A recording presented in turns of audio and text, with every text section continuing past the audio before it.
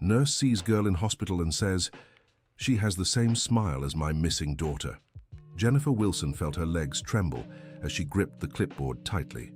For 5 years, she had worked at Mercy General Hospital in Denver and never had her heart race like this during a routine night shift.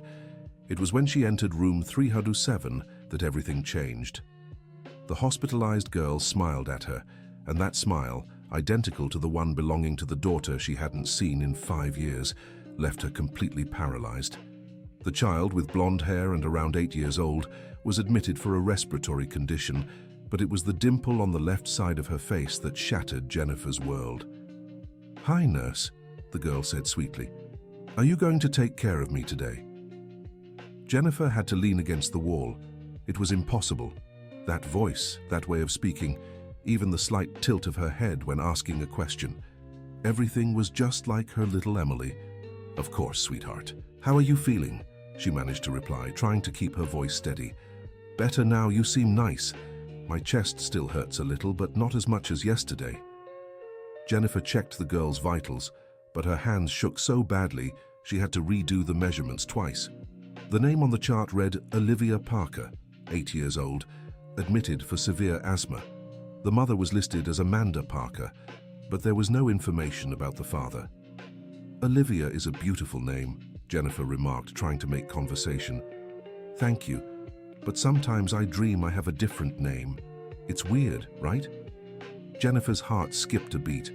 Emily used to say she dreamed of being a princess named Olivia when she was little. Too many coincidences to be mere chance. For the rest of the night, Jennifer couldn't get the girl out of her head. She made excuses to pass by room 307 more often than necessary, always inventing some medical reason. With each visit, she noticed more unsettling similarities. When her shift ended at 6 in the morning, Jennifer went straight home but couldn't sleep. She stared at old photos of Emily, comparing every detail with her memories of the girl in the hospital.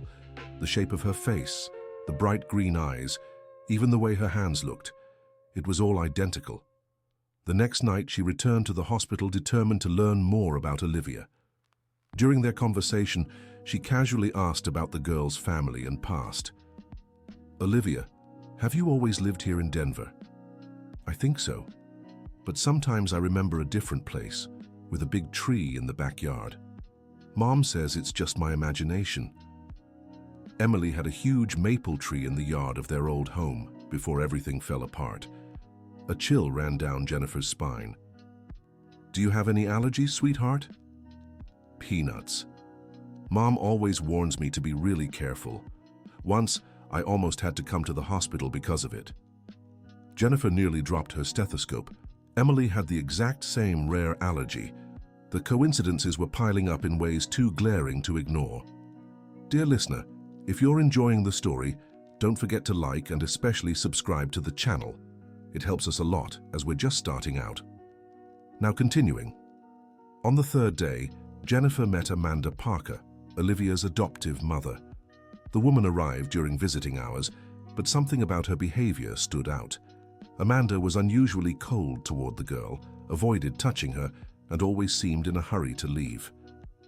"How's Olivia today?" Amanda asked, addressing the nurse more than her own daughter. "She's improving well. The breathing episodes have decreased significantly," Jennifer replied, carefully observing their interaction. "Good. I need to go. I have important commitments." Olivia reached out her little arms for a hug, but Amanda just gave the girl a quick pat on the head. "Mommy has to go, sweetheart. Be good for the nurses." After Amanda left, Jennifer noticed how Olivia hung her head. The child clearly felt her mother's coldness, though she tried to hide it. "Your mommy seems like a busy person," Jennifer commented, sitting on the edge of the bed. "She works a lot. But sometimes I feel like—" Olivia stopped, as if thinking of something too complicated for her age. "Feel what, sweetheart?" "That she doesn't like me very much. I know I should be grateful because she adopted me when I was little, but sometimes I dream of another woman who hugged me a lot and sang me to sleep." Jennifer felt tears welling in her eyes. She used to sing the same lullaby to Emily every night. "What song did that woman sing in your dreams?" Olivia began to hum softly. "Rockabye, baby, in the treetop." It was exactly the song Jennifer sang to Emily. Her legs went weak, and she had to sit in the chair beside the bed. "Where do you know that song from, Olivia?" "I don't know. It's been in my head for as long as I can remember. Mommy Amanda never sings to me." That night, Jennifer decided to dig deeper. She searched the hospital system for Olivia's records and found some strange inconsistencies. The child's medical files showed conflicting dates and basic information that had been altered multiple times. There were gaps in the history that made no sense. When she tried to access more details, her supervisor, Mrs. Sullivan, a 62-year-old woman who had worked at the hospital for decades, appeared behind her. "Jennifer, what are you doing with the records for the girl in 307? "Just checking her medical history, Mrs. Sullivan. I need to understand her allergies better for her care."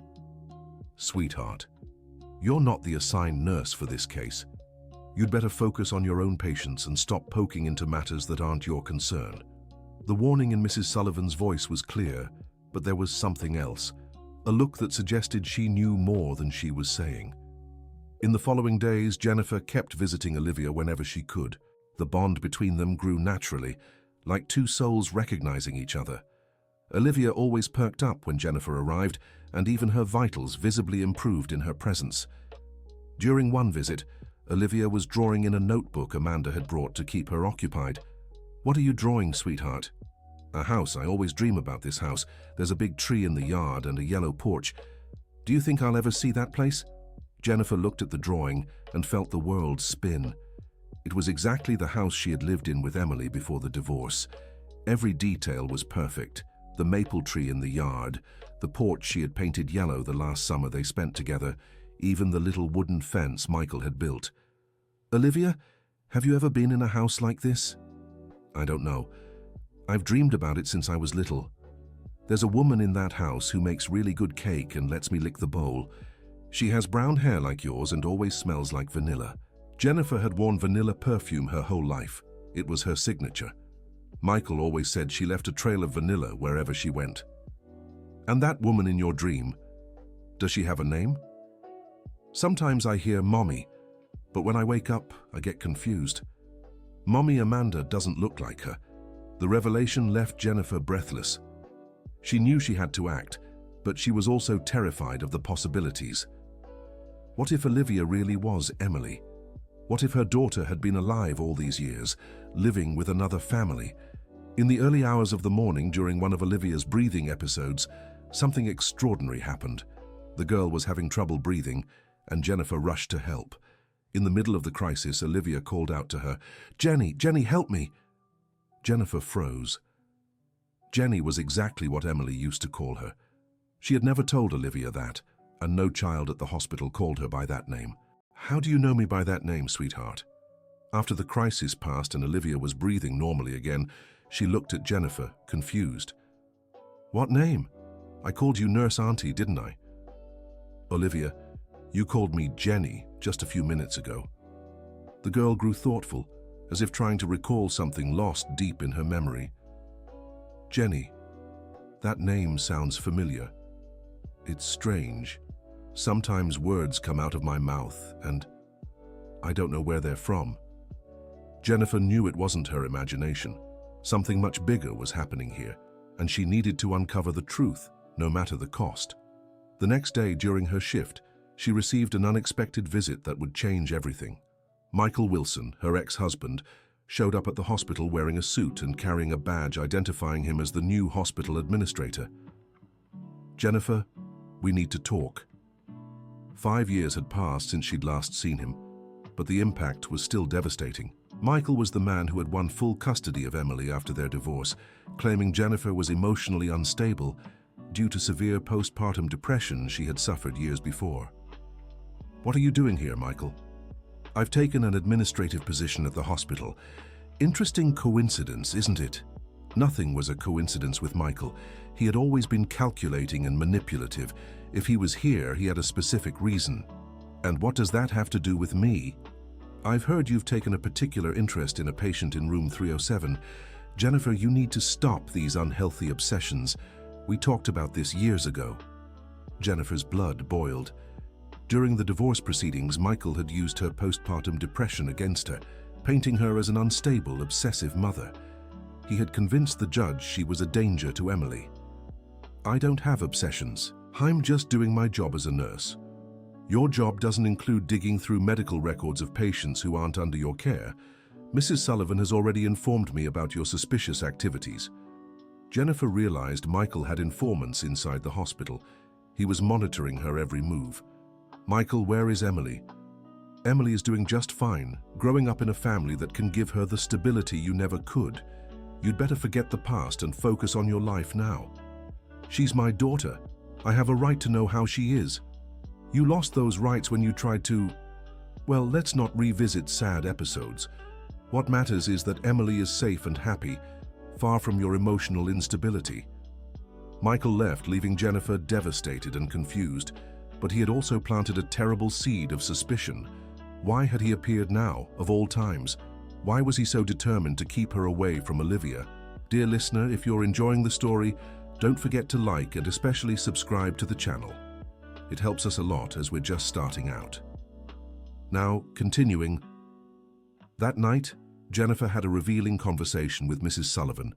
The older supervisor sought her out at the end of her shift when the hospital was quieter. "Jennifer, dear, I need to tell you something, but you have to promise me you won't do anything impulsive." "What is it, Mrs. Sullivan?" "I've known you for 5 years. I saw how you suffered when you lost your daughter, and now watching you with the girl in 307, I recognize that look in your eyes. The look of a mother. You've noticed the similarities too." "More than just similarities, dear. I was here the night they first brought Olivia in 3 years ago. She was in shock, wouldn't speak to anyone. But when she saw me, she called me Grandma Margaret, just like her Emily used to call me when you brought her to visit me at the hospital." Jennifer felt her legs go weak. Mrs. Sullivan had known Emily when she was little, and the two had a special bond. "Do you think Olivia is..." "I'm almost certain, dear. But there are powerful forces working to keep that child away from you. Your ex-husband didn't show up here by accident. He's protecting a very big secret." "What kind of secret?" "The kind that can ruin reputations and send people to prison. Jennifer, your daughter didn't disappear. She was taken from you deliberately, and now that you've found her, they're desperate to keep the truth hidden." The revelation hit Jennifer like a punch to the gut. Emily hadn't been lost forever. She had been stolen from her. "Mrs. Sullivan, do you have any proof?" "Not the kind that holds up in court, but I've had eyes and ears all over this hospital for nearly 40 years.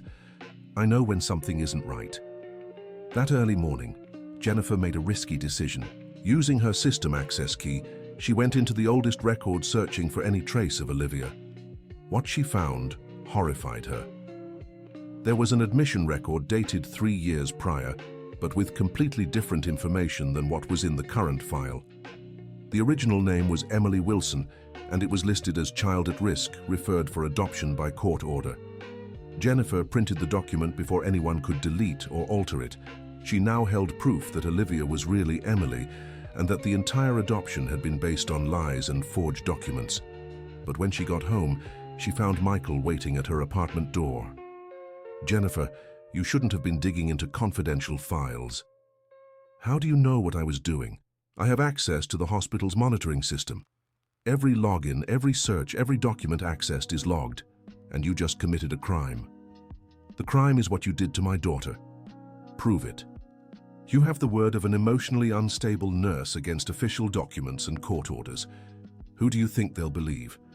Michael was right, and it crushed her inside. He had always been smarter, more manipulative, more prepared for this kind of battle. "Michael, why did you do this? Why did you take Emily from me?" "Because you weren't well, Jennifer. Your postpartum depression was much worse than you admit. You got to the point where you couldn't even take care of yourself, let alone a child. But I got better. I got treatment. I worked so hard to recover. After Emily was already safe with another family. A family that can give her everything you never could. Financial, emotional, and social stability. She doesn't need money. She needs her mother. Her mother is Amanda Parker now. And the more you interfere, the more trouble you'll cause for everyone, including Emily." Michael left, making it clear Jennifer was being watched, and that any wrong move would have serious legal consequences. But he had also let slip an important detail. He knew Amanda Parker very well, well enough to call her by name without checking records. The next day, Jennifer returned to the hospital, determined to uncover the connection between Michael and Amanda. During her shift, she discreetly searched the hospital records for information on the Parker family. What she found shocked her deeply. Amanda Parker was Michael's cousin, and both families attended the same evangelical church in Aurora, the Denver metro area. What's more, Michael had been the middleman in Emily's adoption, using his legal connections to speed up the process. The conspiracy was much bigger than she had imagined. It wasn't just about custody. It was an elaborate plan to permanently remove Emily from her life, placing her with a family that would forever be grateful to Michael for the opportunity. During lunch, Jennifer decided to talk to Amanda when she arrived to visit Olivia. She needed to look that woman in the eyes and find out how much she knew about the truth. Amanda arrived at Mercy General Hospital around 2 in the afternoon, carrying a bag of clean clothes for Olivia. Jennifer approached her in the hallway. "Mrs. Parker, can we talk about Olivia? Of course, is there something wrong with her? Actually, I'd like to better understand her medical history. There are some conflicting details in her records." Amanda visibly tensed, avoiding Jennifer's direct gaze. "What kind of conflicts?" "Birth dates, vaccination records, allergy history. It seems there have been several changes over time." "Look, I adopted Olivia when she was very young. Sometimes adopted children's records have these kinds of issues. Do you remember where she came from? Which city, which family?" That's confidential adoption information. I can't discuss those details." Jennifer could tell Amanda was lying. Her answers were too evasive, and she was clearly uncomfortable with the questions. "Mrs. Parker," Olivia mentioned having dreams about a house with a maple tree in the backyard. "Do you know anything about that?" Amanda's face visibly paled. "Children have big imaginations. Olivia has always been very fanciful." "And what about her name? She sometimes seems confused about it, as if she remembers another one." I need to go. Olivia must be waiting for me." Amanda hurried away, but Jennifer discreetly followed. Hidden behind the door of room 307, she overheard a conversation that confirmed all her suspicions. "Olivia, the nurse asked strange questions about you today," Amanda said, her voice tense. "What kind of questions, Mom?" "About your past, about dreams you've had. It's very important you don't talk about those things with anyone, understand?" "Why, Mom?"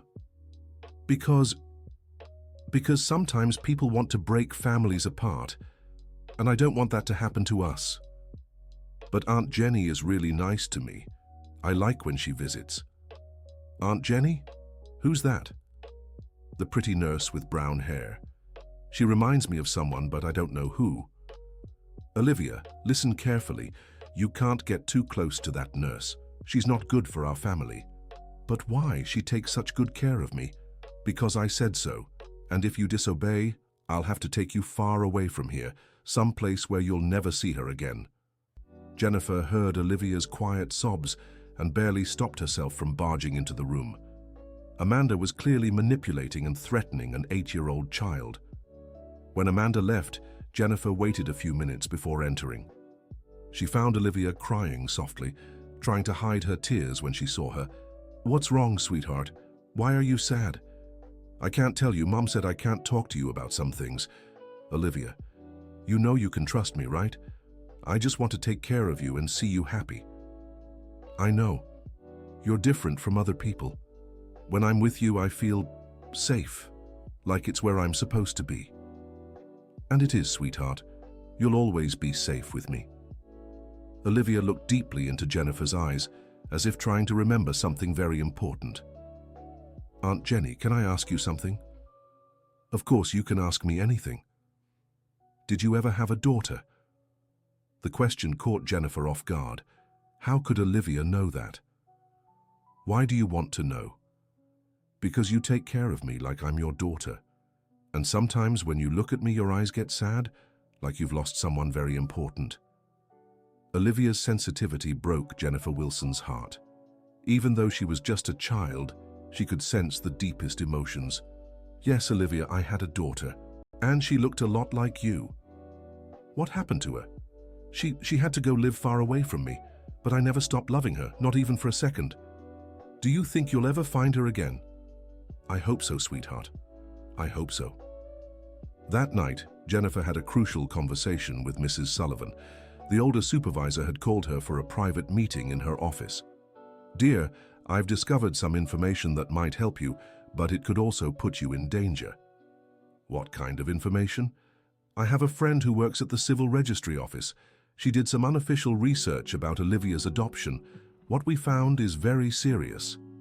Mrs. Sullivan handed Jennifer a folder with documents.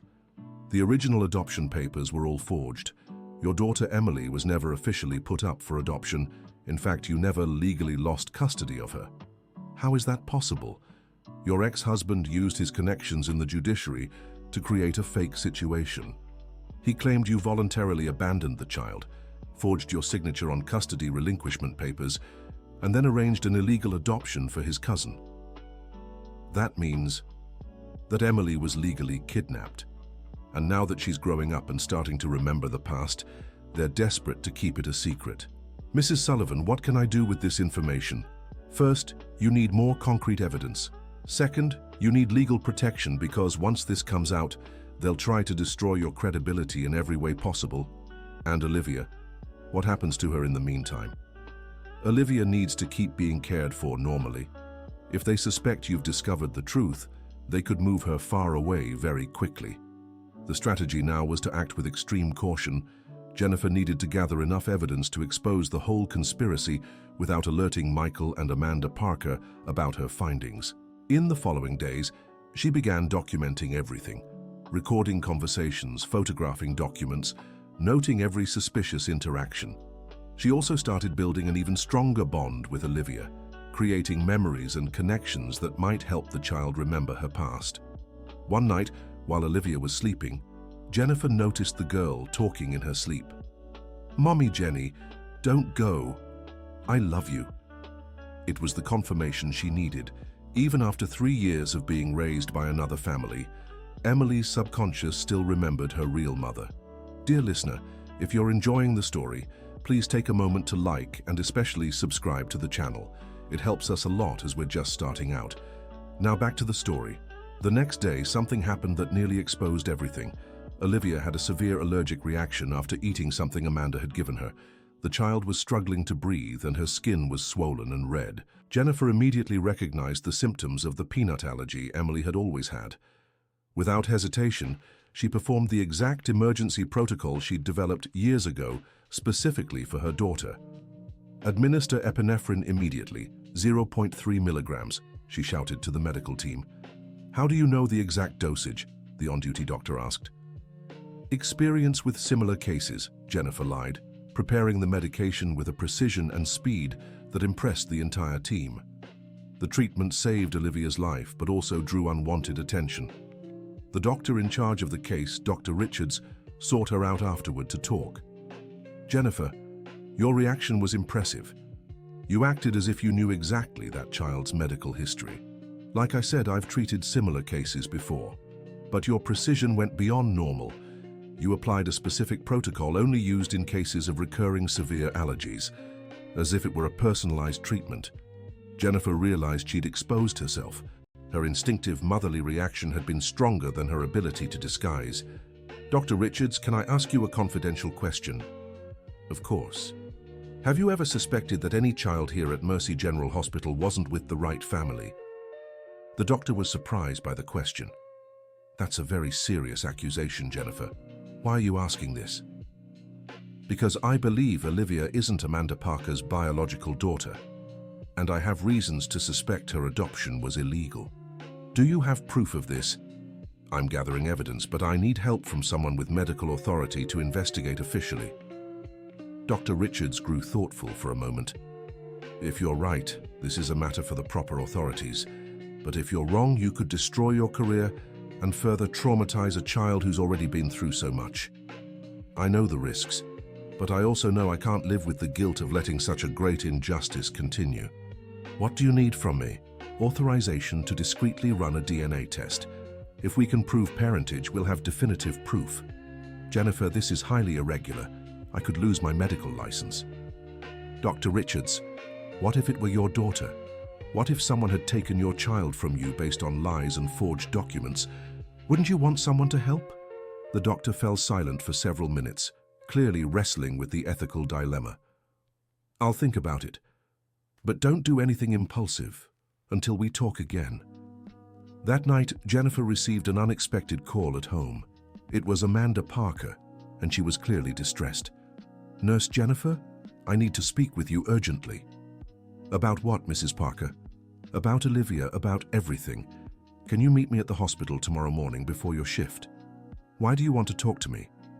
Because I can't bear this guilt any longer, and Olivia won't stop talking about you. She's getting confused, asking questions I don't know how to answer. What kind of questions?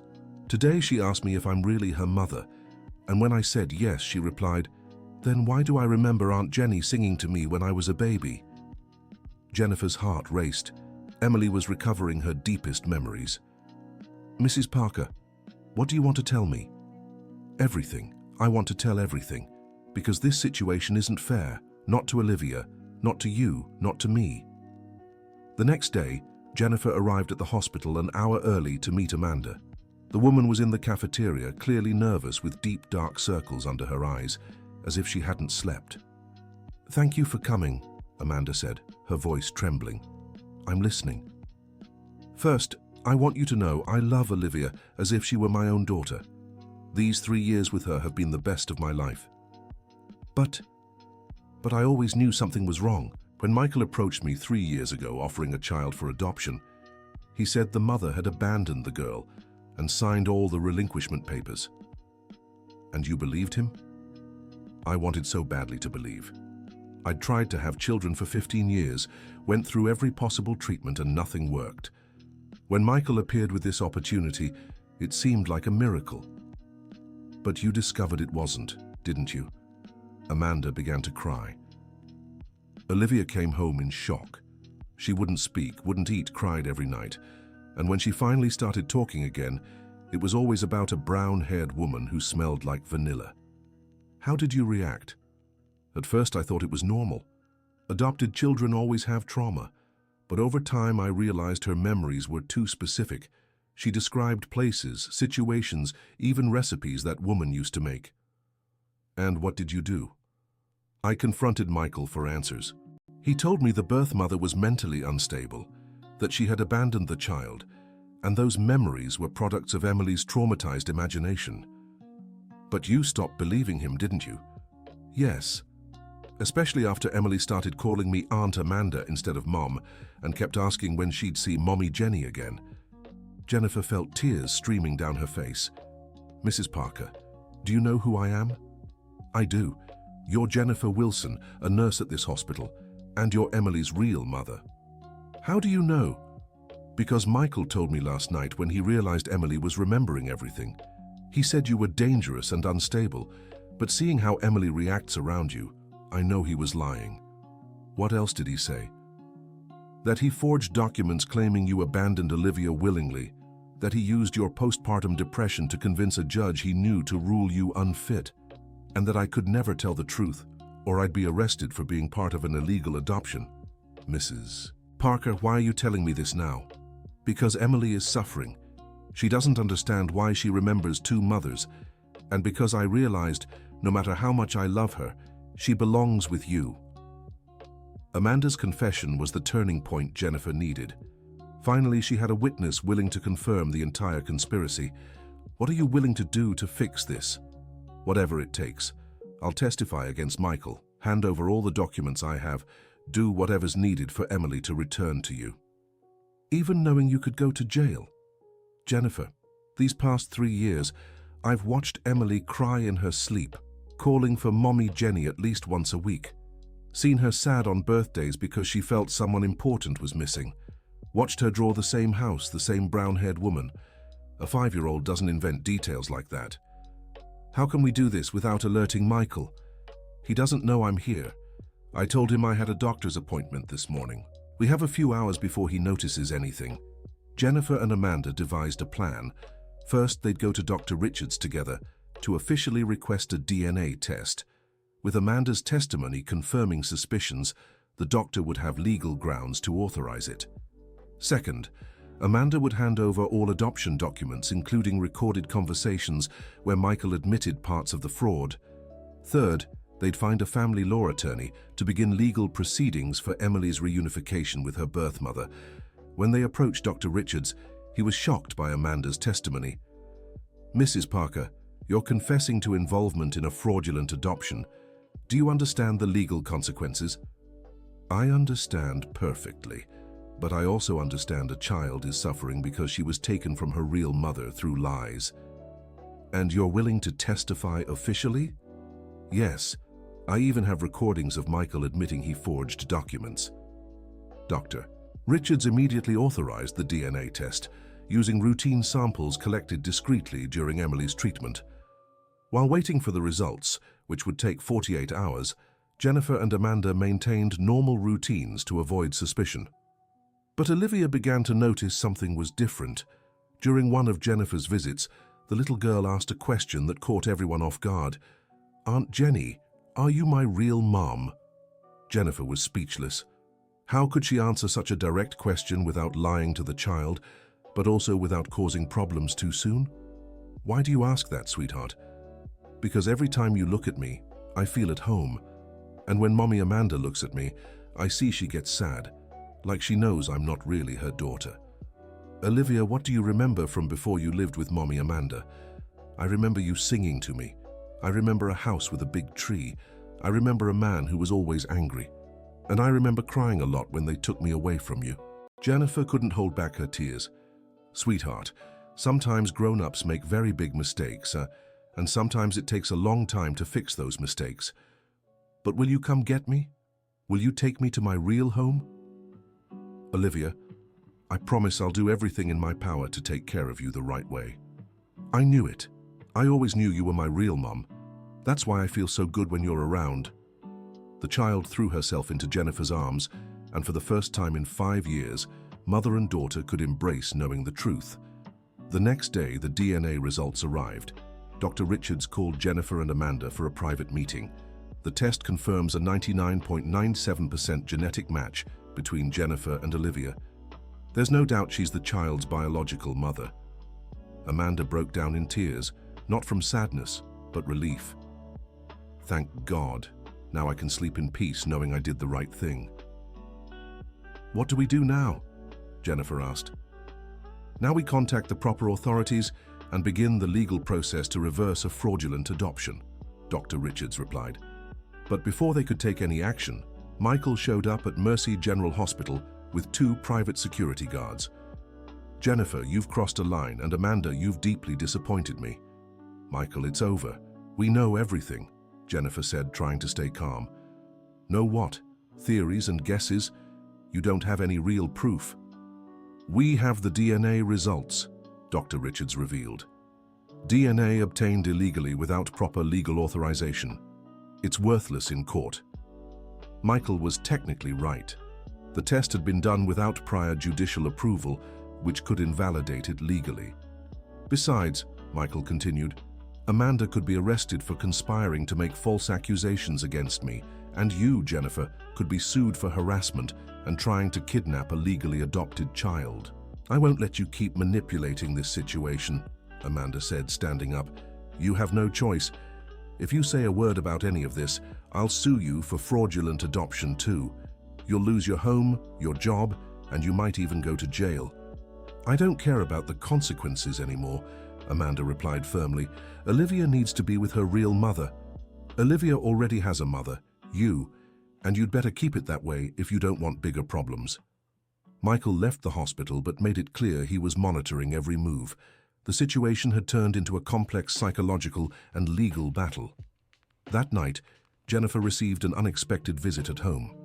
It was Amanda, accompanied by a man she introduced as Dr. William Cooper, a family law attorney.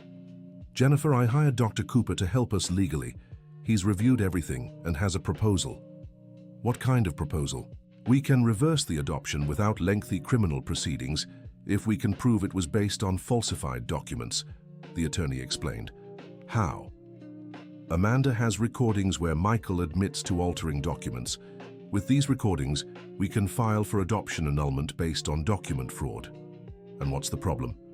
The problem is we need Michael to confirm the alterations voluntarily or obtain more documentary evidence. The recordings alone may not be enough. How do we do that? Amanda will confront him again, this time recording the entire conversation with professional equipment. If we can get him to admit to the fraud again, we'll have a solid legal basis. It was a risky plan, but it seemed like the only way to get admissible evidence in court. The next day, Amanda went to Michael's office. She was wearing a discreet recorder provided by the lawyer. "Michael, we need to talk about Emily. The situation is becoming unbearable." "What do you mean?" The girl won't stop talking about Jennifer. She's confused, asking questions I don't know how to answer. "You just need to be firm and make it clear that Jennifer is a dangerous stranger." "But she's not dangerous, Michael. She's Emily's real mother." "Former mother. She lost all rights to the child when we signed the custody transfer papers." "Papers you admitted to forging, Michael." "I never said that." "Yes, you did. Last week, you told me you forged Jennifer's signature on the waiver documents because she was too distraught to sign voluntarily." "Amanda, are you recording this conversation?"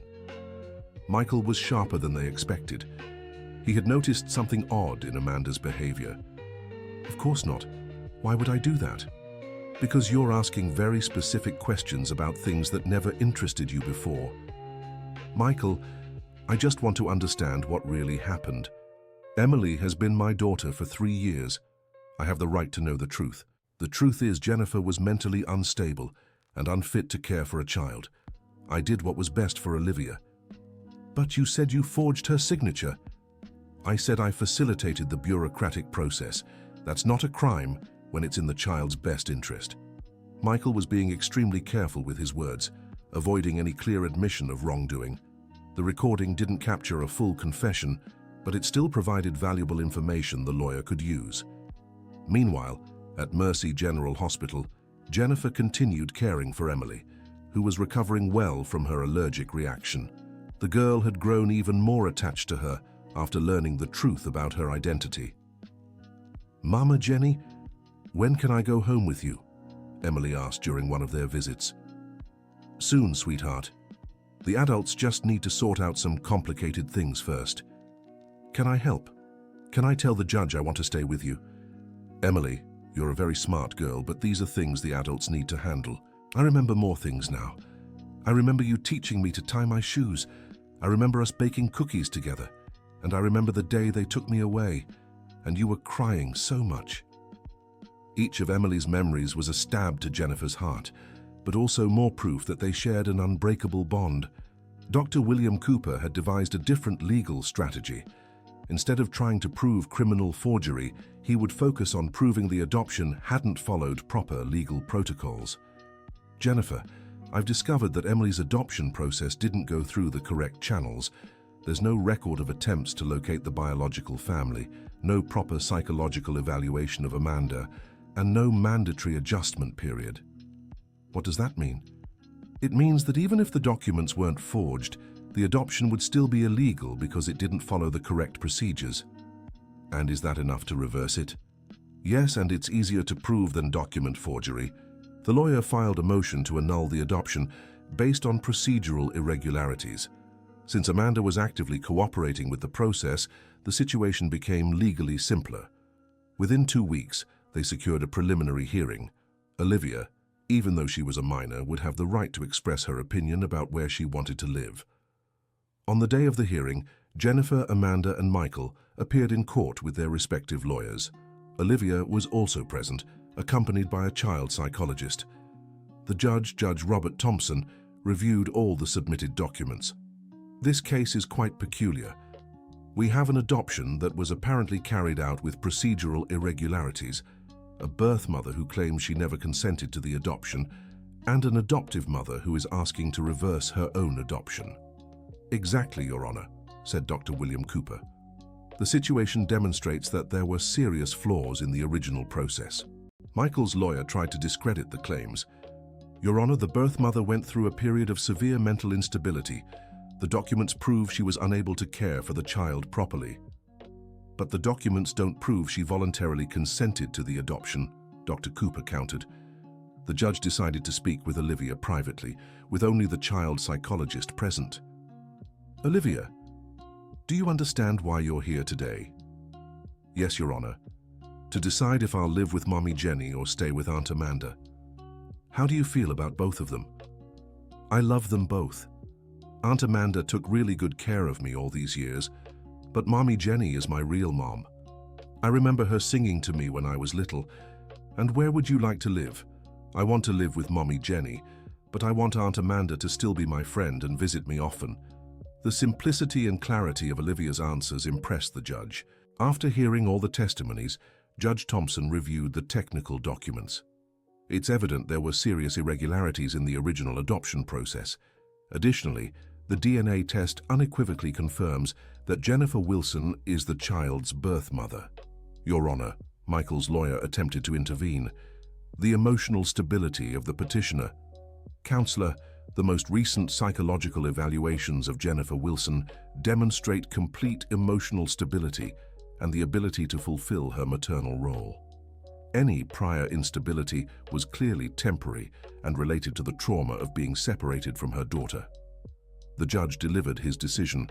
I declare the adoption of Olivia Parker by Amanda Parker null and void, due to procedural irregularities and lack of proper consent from the birth mother. I order the immediate return of the minor Emily Wilson to the custody of her birth mother, Jennifer Wilson.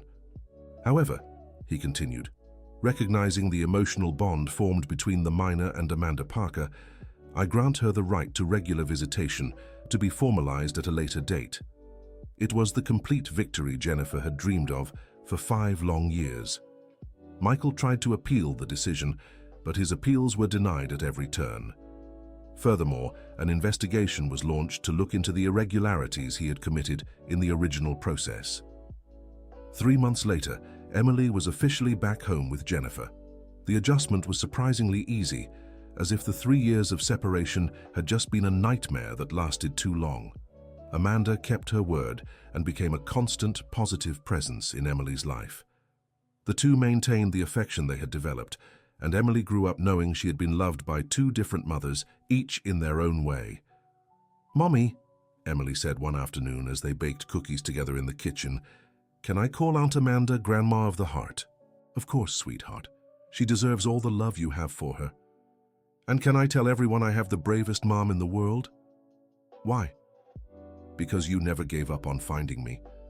Even when everyone said it was hopeless, you kept looking." Jennifer hugged Emily, feeling that her family was finally whole again. The end. And what about you, dear listener? What did you think of this story of reunion and perseverance? Do you believe a mother's love can overcome any obstacle? Share your thoughts in the comments and don't forget to like and subscribe for more heartwarming stories like this one.